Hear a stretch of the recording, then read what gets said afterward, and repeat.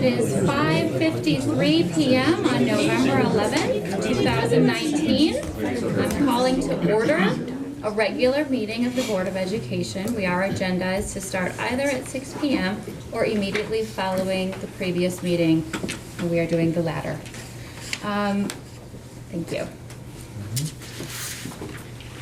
Jeff Lee? Yes. Beth Martin? Yes. Pat McKee? Yes. Teresa Miles? Yes. Jane Roosh? Yes. Lance Trollope? Yes. Lee Webster? Yes. Tricia Zunger. Present. Please stand for the Pledge of Allegiance. I pledge Allegiance to the flag of the United States of America and to the republic for which it stands, one nation, under God, indivisible, with liberty and justice for all.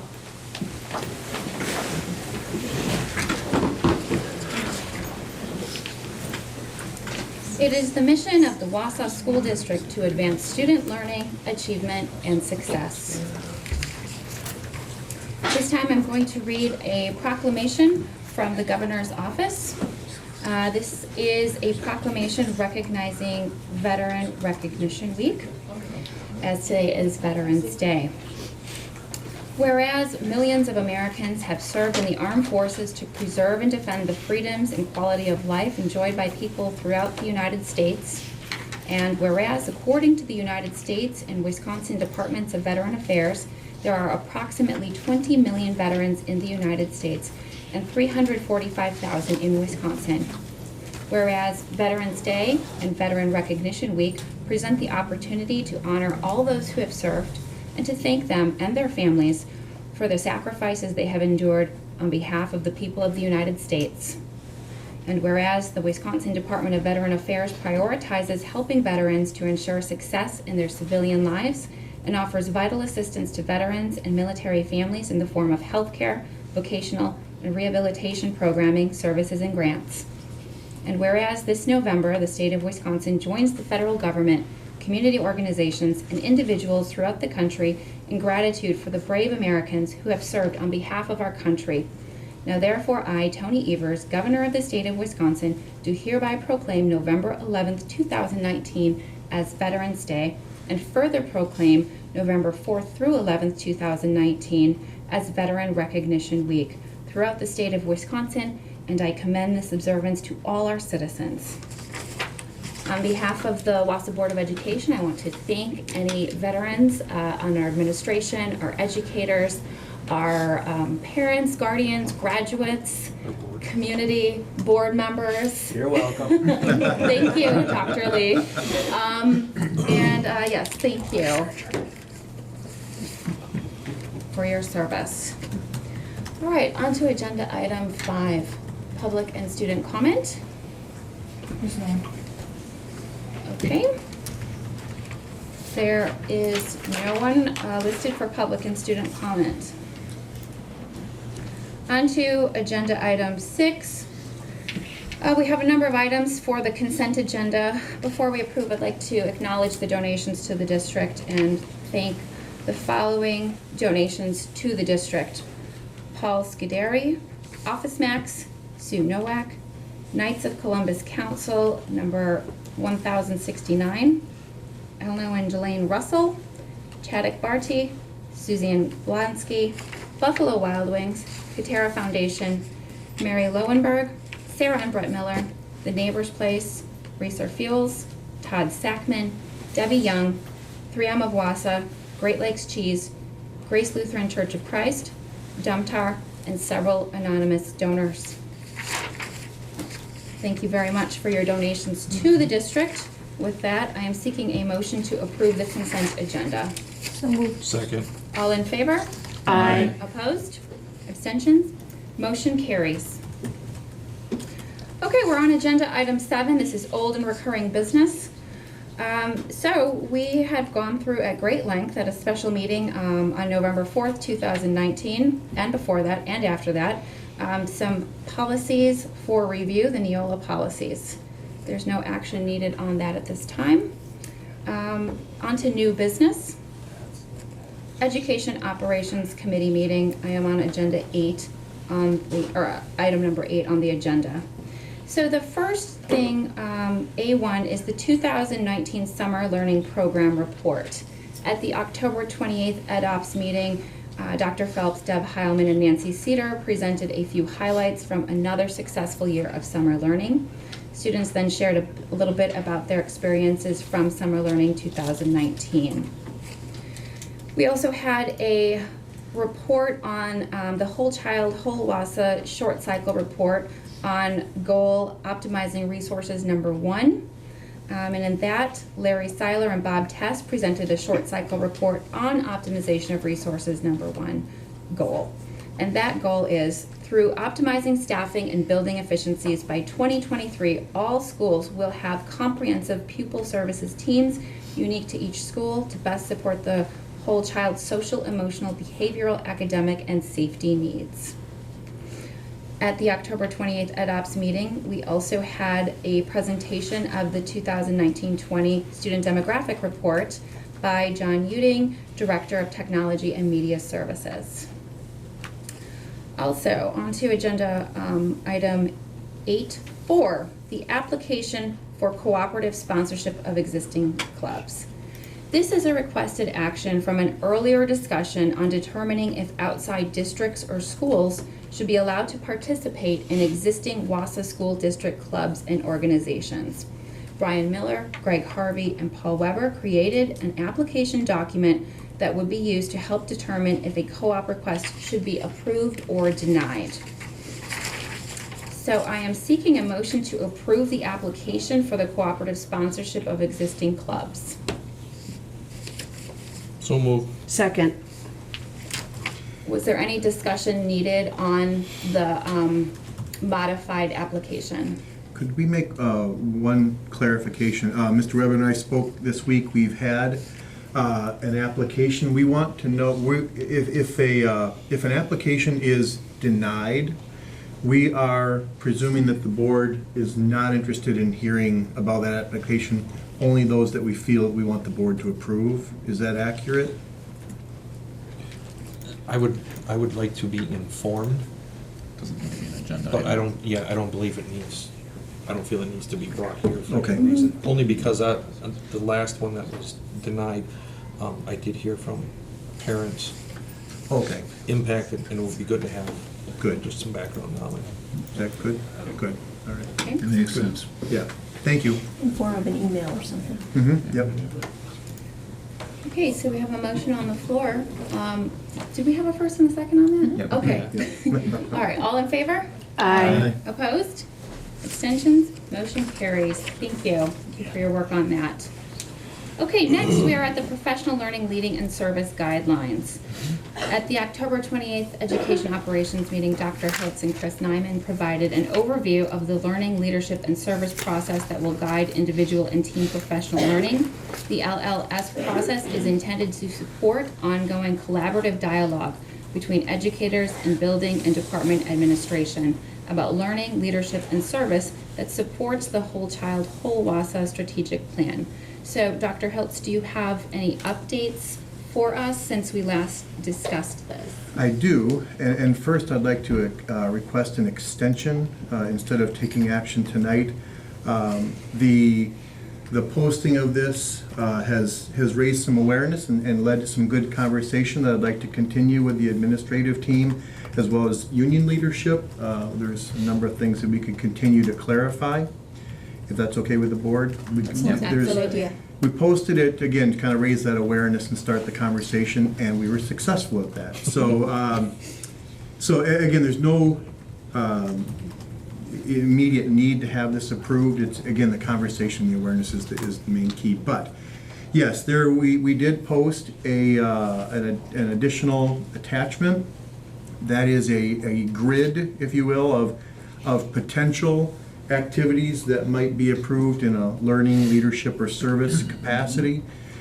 It's not an exhaustive list, it's just examples. And frankly, as we have conversation about that, there are going to be a number of activities that we couldn't foresee being used in this capacity. So we have that there for your review. If there's questions on that, I do have one, Mhm. Dr. Hilt. Sure. The wave instructor. Yeah. Under leadership. I Mhm. mean, isn't a wave instructor a teacher? I'm curious why that's listed here as an example. It's an example because all the WAVE instructors do that work outside of their normal contract day. It could probably be in service as opposed to leadership, but it is an additional, it's an additional service that teachers take part in.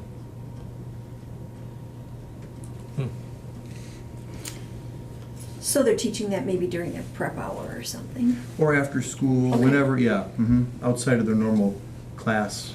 Do you see developing a really large grid that administrators can use as a resource if they're thinking, geez, I wonder what this falls into? And that just continues to grow as examples of different activities come up so that you don't have one principal approving something for one thing and one principal not approving it.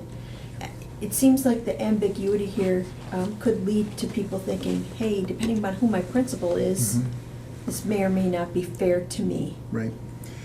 Ambiguity is an important concept. We listened to you last meeting. Well, we listen to you every meeting, but we did have a conversation about ambiguity. It was a good discussion point. And as I think we all can agree, equal is not always equitable, right? And so as we talked about this process, the needs of different educators, are not always the same. And so the activities that get approved for one educator over another may not be the same. They may not be the most applicable.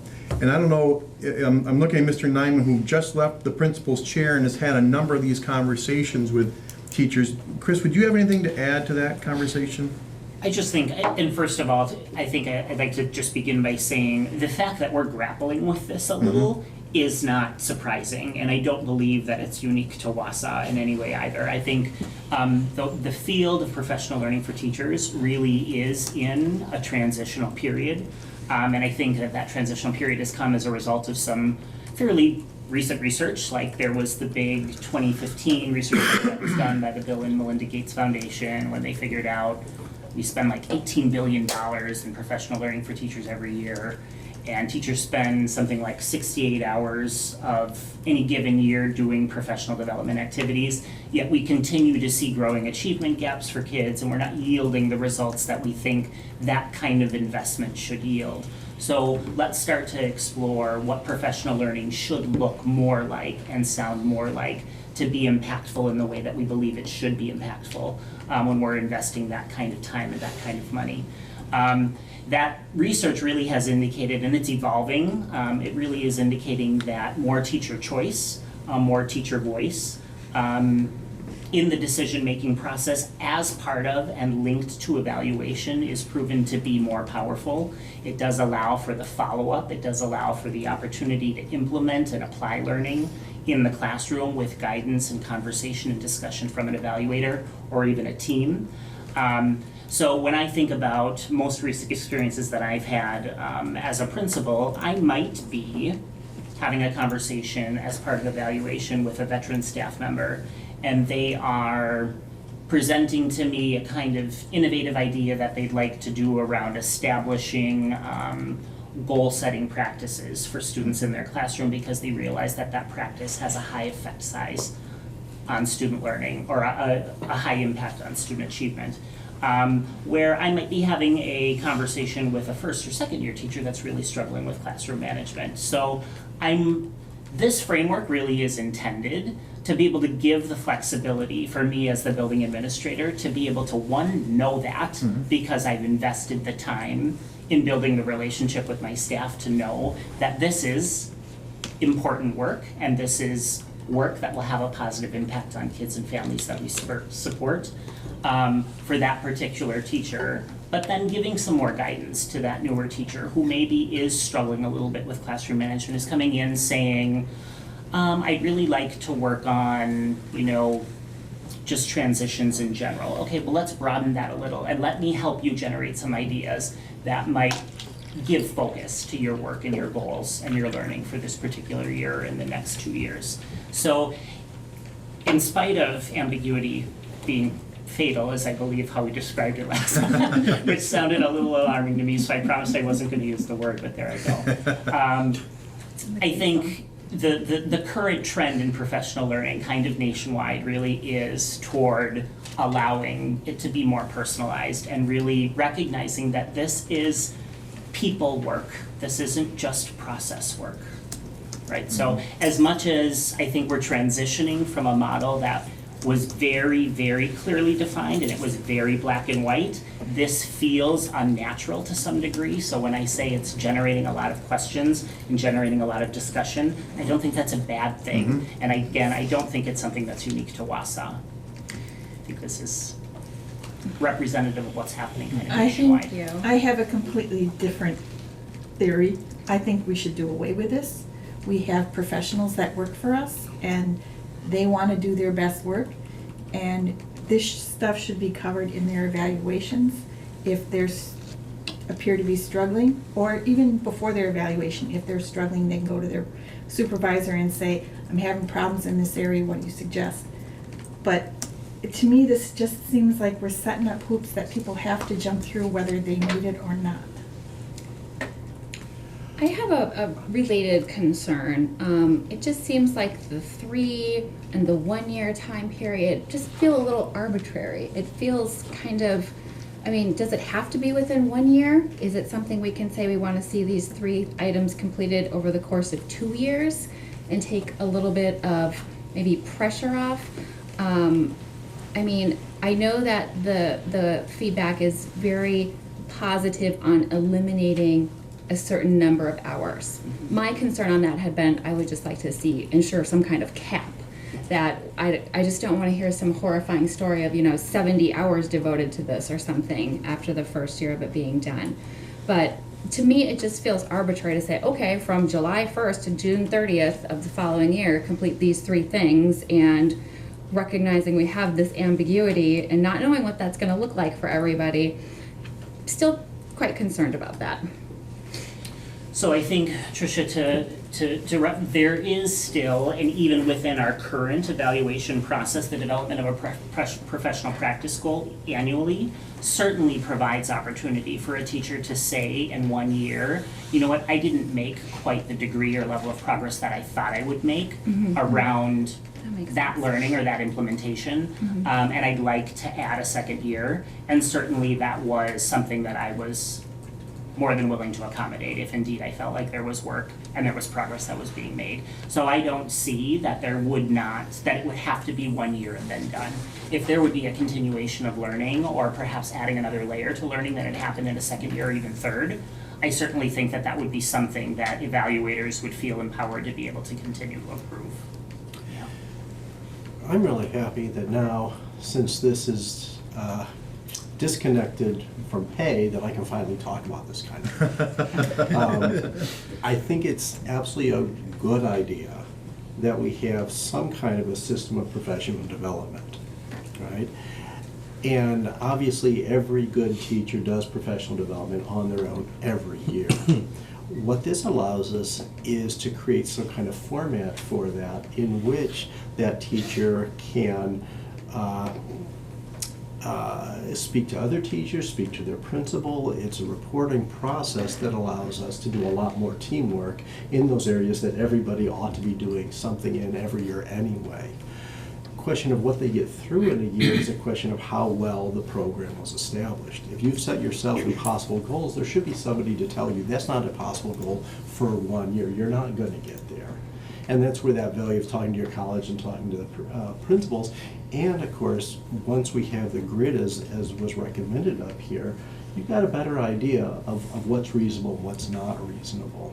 And there's got to be some level of flexibility, if you guys don't like the word ambiguity, flexibility in it, so that this can change over time. Because of course, things that aren't flexible die, right? As of course they should.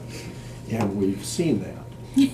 And this really, I think, is a good idea. I would like to see a little more about what that process is going to look like to get approval. I assume you're going to want some kind of a written proposal from each of the staff members. And if it's going to go directly to the principal, I think if it's refused, then there needs to be some kind of appeal process, or let's call it a reconciliation process, to where maybe it goes to your office, Chris, or at least to where that principal gets to then talk with other principals about, was this something that you all are doing in your school, and how might we be able to alter this proposal so it actually can be done? Because sometimes it might be refused because it is too ambitious. And it'll just say, well, look, definitely go in that direction, but maybe set your sights a little more on what you think you're actually going to get done this year. So I think there's a lot of good that can come from it, maintaining that level of flexibility. But again, the staff's going to need some direction as to, what am I supposed to be doing here? How much is expected of me? And we don't want to enumerate that. But I think the principals have to be able to get together, and I'm sure this is part of the process as it's planned, to get together to discuss that. And the school, Yeah, both Answer before your- and after. Go ahead, yeah. Sorry. yeah, before and after is what I mean.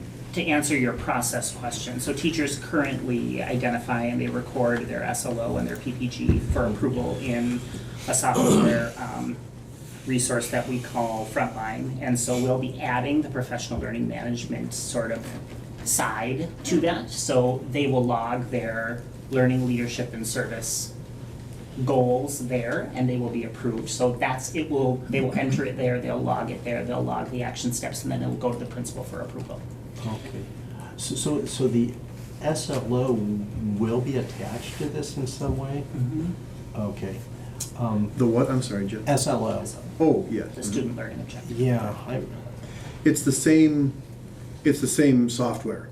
So Right. if I'm an educator, I have my PPG and my SLO, and now I have my LLS. We have to have a 3-letter acronym It for may not anything be we do in education, so. So it sounds like, the question, or the reason that we're not taking action on it tonight is the posting of it caused some more discussion, right? And it Yeah. sounds, this should be a collaborative, positive thing. It should not be adversarial. Right. And it sounds like maybe this generates the dialogue with the right people to get in a room and have that collaborative Absolutely. discussion. So I have a couple of questions though. I like that we have some examples, and I'm wondering though if there's a way that you can reach out to all the teachers and say, hey, what would you envision? What would some things be for you? Not like they can predict the future, but if maybe some are thinking, well, maybe this would qualify for learning, maybe I could do this for leadership, and kind of see if we can build up this a little bit more and know in advance instead of try to be proactive instead of reactive as far as some of these activities. And if teachers would then know, like, that definitely would not count, that could help clarify some things up front. So I'm not sure if this is something that you can reach out to all the teachers on this and get some feedback. I would really value that feedback, quite frankly, and what you would come back with on that. I'm not sure how efficient that looks. Another concern I have is this comment on community organizations and community service or leadership not meeting the requirements for service or leadership. Can you just talk a little bit about that? Sure, yeah. What I had in mind was, obviously we have a number of teachers who are community-minded, and principals and others, and so if they are, a scout leader, a youth coach, a youth athletic coach, a community theater director, whatever it might be, those are really valuable. I don't know if they should be recognized in this program. Well, I would urge reconsideration of that because we have to think about the teacher's time. And if that's something that they do on their limited time, and now they say, wait a second, now I've got to find time to do this service or this leadership, so now I'm going to have to give this up potentially, or else maybe not give it up, but just it's going to be more time.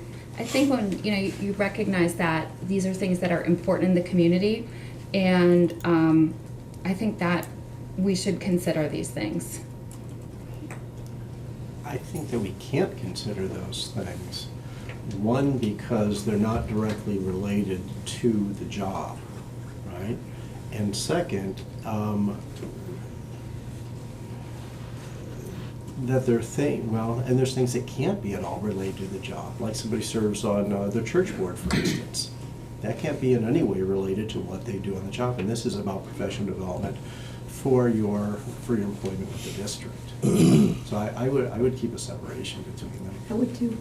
But like, it's just, I mean, they'd still have to be approved, so there's gonna be things that aren't approved. But you say somebody directs community theater, and then maybe they If they're- teach in the drama Right. department. I mean, you can see how that experience is gonna directly translate into their teaching or their running a drama club. That sounds like it would maybe be something that would qualify under learning, but perhaps not under service, because you're not serving the district, but you're. You'd have to be able to say what you learned through that process that's in addition to what you did as an employee on a Yeah, I mean, day-to-day basis. We can come up with 1,000 examples of things that may or may not fit. I mean, it goes back to what was your new word, flexibility? Yeah.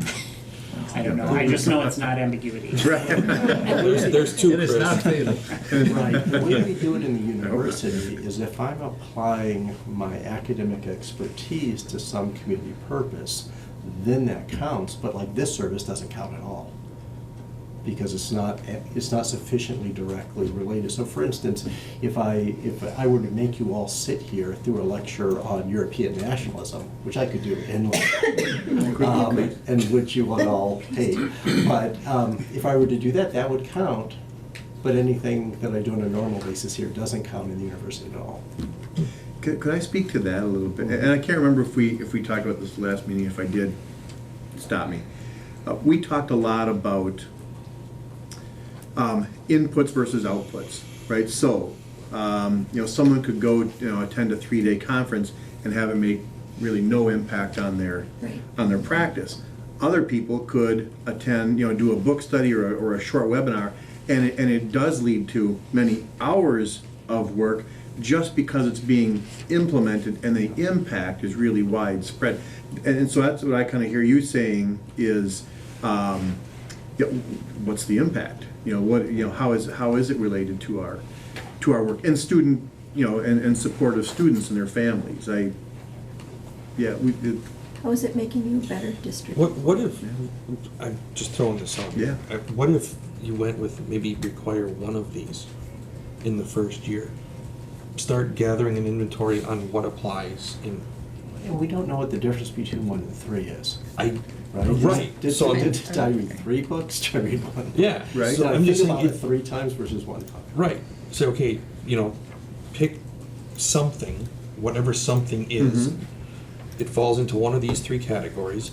You guys will start gathering an inventory of what's in each of those categories. And I think from there would have a better opportunity to truly measure time, commitment, impact, the ins and outs that as you spoke about, just on a smaller scale before we, kind of do a larger Something requirement. to consider. Yeah, Absolutely. People are already doing some of these things. Yeah, that was So gonna it be- wouldn't change what they were doing at all. I noticed that some of the service and leadership are things that people are already doing and getting paid for. But I'm getting the sense that the reason they're included is because we need it and we maybe even need more of it. So even though we have these positions that people are paid hourly to do, we're always looking for more. So that's, Right. And that's, if you're, for instance, a department chair, you're learning something new about that job every year out. Because this problem today didn't come up in the last year or the last 2 years or 3 years. So that's certainly worth the experience every year out. I think we'd be really hard pressed to find a district anywhere in the United States that doesn't have a learning requirement for their teachers annually. We're in the business of education. We're Sure. about getting better Growth. tomorrow than we are today. Yeah. That's what we ought to be about. Jeff addressed my concern about the appeal or reconciliation process. This is dependent on having a really great relationship with your Agreed. supervisor. And lots of times it happens, and sometimes it really doesn't. Or you have a different principal than you had last year, and they don't get you. So I think that thinking about that reconciliation process or appeals process is super important too. Do these fall over to administrators too? Is there, you guys have a similar requirement for these categories? No, we've had that conversation, and we do, and we're talking about what this will look like, you know, in that arena too. You know, if it's about continuous improvement, why wouldn't that be everybody? I agree. That's a good point.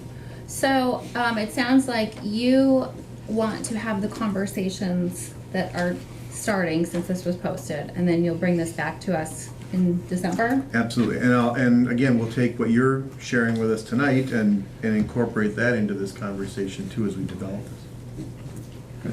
Mhm. You That might makes want sense. to update this just to say this is not an exhaustive list. I know it says examples, but it, you know, just that extra level of clarity to might help some of those conversations erupting. Mhm. And as a side note, I'm really happy to see G2M on here because that's an amazing thing for our students. And in some schools, they aren't able to offer that to the extent that others are. So maybe. And it's hard to find instructors. Right, so- and so maybe this will be some way to see that because our students really do benefit from G2M. Yeah, absolutely. Okay, so. Thank you. Not taking action on that, so we will move on. Thank you, for your work on that, Chris and Dr. Hiltz. Yep. And who else was doing it? Everybody. Oh, everybody was, oh, and everybody, thank you. Everybody's kind of input to this, yep. Okay, now we are on to, B here, Policy Resolution on Legislation Committee of the Whole. We had an Act 31 presentation by Chris and Paul and Andrea, and went over what that looks like in our district. Had some questions that followed up then with answer from DPI on that. Okay, next we are on agenda item 9, committee updates, board referrals. Are there any committee updates or board referrals? I'm aware we have at least had one committee meeting since our last regular meeting, if there are any updates. Yeah, well, I attended the state resolution meeting. 2 of our 3 made it through. There was some hijinks going on, and thank goodness for Kurt O'Brien from Waukesha caught on to what was happening, so that our second 2 that came up made it through. There was very contentious discussion over our mascot. One, and thankfully that was not the first of ours that came up. So the hijinks was a parliamentary maneuver then to try to get a... Yes, Okay. and you know how everybody else interprets Robert's rules differently, and so if somebody made a motion to reject something, it got rejected because there was no way to turn the vote around. So we had one member who happens to have a Native American mascot who started jumping on motions to reject them. And Kurt realized what was going on and made sure he jumped the gun and got our resolution, In the affirmative. a motion to accept the policy. Sounds like the process may be ambiguous. Yes. Kind of fatal. This is pretty simple stuff. Almost fatal, but not quite. You can always bring up another motion after motion. They were not allowing that. Really? Yes. And then the second day that I was there, there was the advocacy with the legislators. And it was interesting. We had big discussion on budget and stuff, and I brought back, and I think I gave you a copy, and I gave Bob a copy of some budget information. And I mean, it was interesting, but nothing explosive to learn there, although I sat next to a man, and of course I cannot remember his name, but he showed me a little cheat sheet that he had in his wallet that covered different items in the district, so when somebody asked him what their fund balance was, what percentage, he could just pull it out and look at it. And I thought that was a really good idea. And then I sat next to Vic from Shawamagon, and they did a book study as a board on this book, Schools Cannot Do It Alone. And it just came today, so I didn't have a real chance to look at it. But I think it might be something that maybe we want to consider. I love that idea. Book study as a board. Interesting. I like it too. Not too surprised. I really like book studies. And then, Jane, did you attend the, what was it, like October 28th meeting, the Rothschild one? Yes, And so, and Jim did win the seat, correct? yes. Okay. Well, congratulations to Jim. Now we have some lots of representation on the WASB Board of Directors. Right. How exciting. Mm-hmm. I have a comment. As a result of going to the Marathon County Board Education Committee, I brought material back about the No Small Thing presentation that was done at Westwood Center. I was incredibly impressed with a number of things. The first one being how important and critical the parenting and the nurturing and the stimulation that a child receives in the very early, the first days and weeks, years of life, and the impact that has in preparing those children for the education that for the rest of their lives. And secondly, there was a really clear crisis presented in that the number of child care providers that we have is just diminished tremendously. And it's something that I think that we need to be very, very much aware of as a board, that these are things that are happening and impacting our children. And anything that we can do to stimulate and work cooperatively with other community organizations to enhance the early childhood education, help prepare more students, more people for that kind of education, maybe through a vocational technical program that we could even do in our schools, things that we're doing in human growth and development around nurturing and the importance of caring for children. I know that what we do oftentimes is we'll have somebody carry a doll around and have to find a babysitter for it. That's really wonderful, takes care of the tangible thing, but they can prop it in front of the television, which is unfortunately what happens with a lot of parents. And what we need to be doing is really working to help children and help our kids realize how important those early years of life are. So I thought it was an excellent presentation, and I'm sure it's going to be around. You're going to hear more of it in the community. I know that you've been involved with it, Keith, and I know that there were some other members of the administration there. And I just really thought it was a refreshing presentation and encourage everyone to pay attention to that. For example, if we had all-day 4K, would that make a difference to the daycare situation in the Wausau area?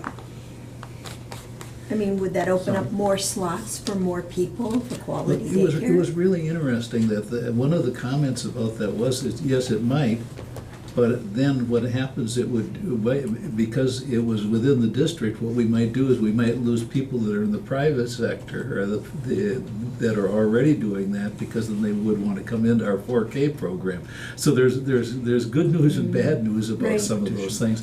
And we're really talking about preparing kids in that first, I think, 3 to 4 years of life for moving forward. Did they talk about districts that have some kind of childcare? I mean, you know, with students I in don't high school recall- that I don't are recall doing it. I early think- childhood? They did not at that presentation, but there are districts that do that. Mm-hmm. We've taken a, Districts that Oh, do it look. for their staff and for their students that have children. I've and the seen. community. Yeah, it expanded beyond. And last year at the state school board convention, I think it was the Frederick, up in a remote area up by Rice Lake, Frederick, took a building that they weren't using any longer and turned it into childcare, and infants and toddlers, and very successful. But they took it on themselves because they were talking about how many of their employees, or many of their citizens for jobs, drive to Minneapolis or drive across the border because there's nothing in Frederick for jobs. So childcare was really important. So the school district did take it on. Yeah, well, I don't know if anybody read the city pages last week, but Yes. it had the statistics on Marathon County childcare shortages. So I don't know if that's something that could ever be developed, but you know, we have the amazing CTE program in our district, and I'm not really sure what they're doing with the childcare aspect. I know the auto is really great. My neighbor is working on a car, and it's in progress right now. I hear it every day. All right, wonderful. Well, thank you for that, Lee, and Jane for your update as well. On to superintendent commentary. Well, I guess I've got Oh, one do you have- thing, and I okay. don't know if you want to call it an announcement or professional growth. I'll let you guys decide on that.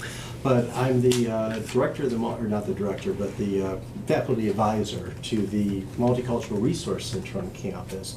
And after some reorganization, we're getting going. We had an excellent presentation on Day of the Dead on October 31st. Coming up on the 19th, we have Iris, I believe her last name is pronounced Carufalo, from the Native American Center down at UWSP, to come up probably at noon on the 19th to talk to us about different understandings of Thanksgiving.